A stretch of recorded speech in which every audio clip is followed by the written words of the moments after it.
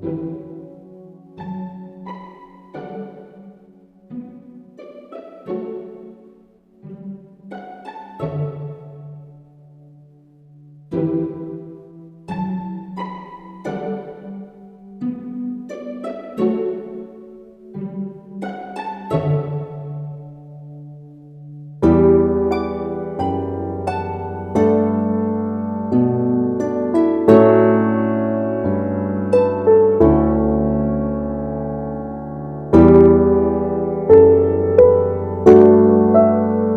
finalmente nossa ovelha rosa do Minecraft já está pronta.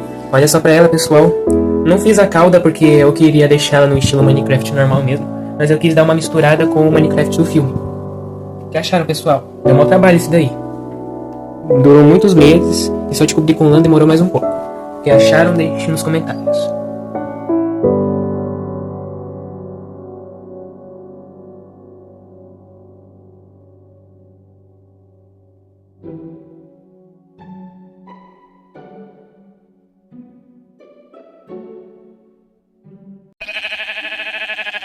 What the hell?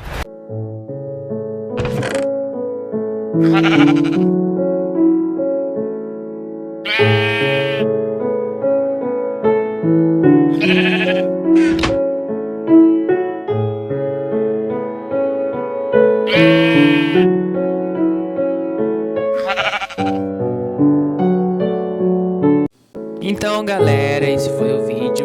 Deixe o seu like, se inscreva no canal, ative o sininho das notificações para não perder nada aqui. Forte abraço a todos, até mais, tchau. E não me esqueçam de me seguir no Instagram.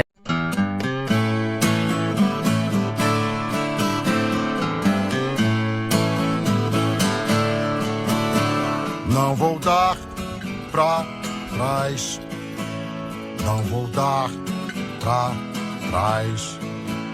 Podem me enfrentar em qualquer lugar, não vou dar pra trás.